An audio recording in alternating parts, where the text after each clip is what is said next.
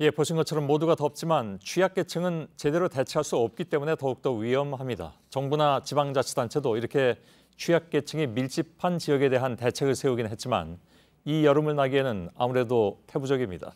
서울 돈이동 종로구에 있죠. 돈이동 주거밀집 지역에 나가 있는 취재기자를 연결하겠습니다. 박상욱 기자가 나가 있습니다. 자, 돈이동의 샛들마을인데 얘기하기 전에 좀 확인할 게 있습니다.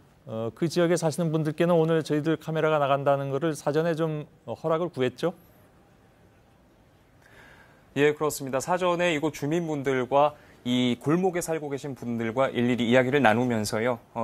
촬영에 대한 양해를 구했습니다. 예, 아무래도 사생활 침해도 될 수 있기 때문에 그래서 이제 그렇게 사전 조치를 좀 취했냐고 한 건데 마을 이름이 샛들마을입니다. 어떻게 해서 붙여진 겁니까?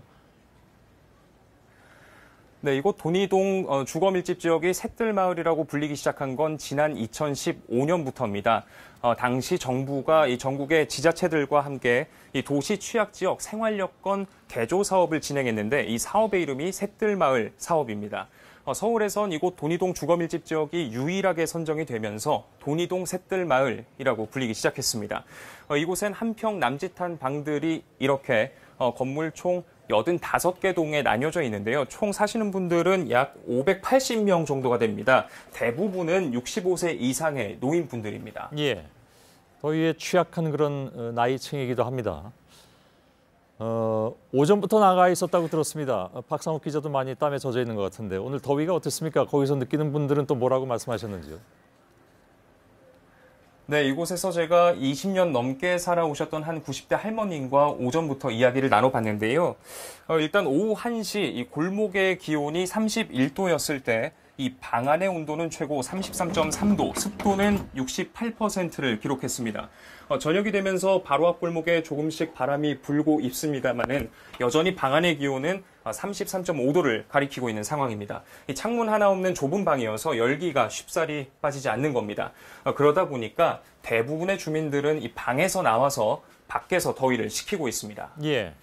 무더위 쉼터도 있지 않습니까? 근처에. 근데 거기는 안 가십니까? 아니면 이 시간에 열질 않습니까? 네, 일단 이곳에서 약 5분 거리에 무더위 쉼터가 위치하고 있습니다. 앞서 낮 시간에 이 무더위 쉼터에서 더위를 피하는 주민분들 다수를 만날 수가 있었는데요.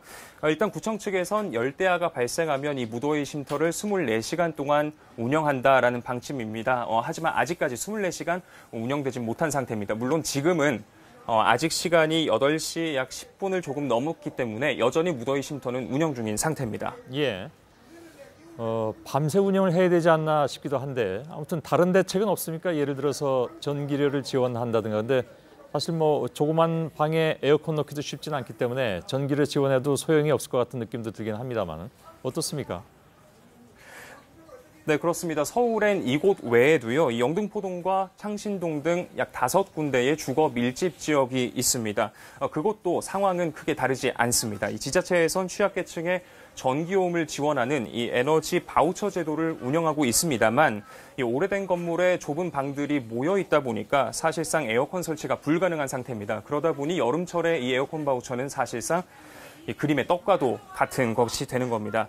구청은 또 이 페트병에 얼음물을 담아서요 돌리고는 있습니다. 지역 주민들에게. 하지만 이 역시도 하루 종일 이어지는 이 폭염을 이겨내기엔 여의치 않은 상태입니다. 예, 알았습니다.